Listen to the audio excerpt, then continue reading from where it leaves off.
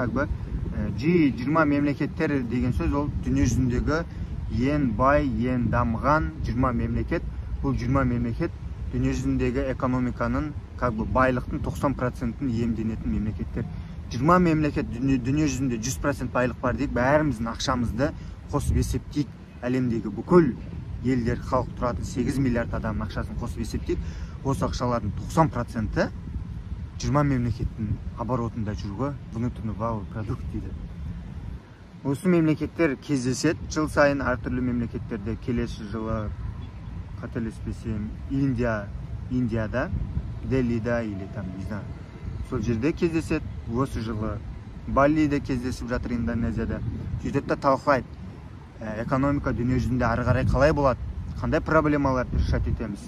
Экология ластануы, табиғи құбылыстар, кризисті алдын алу.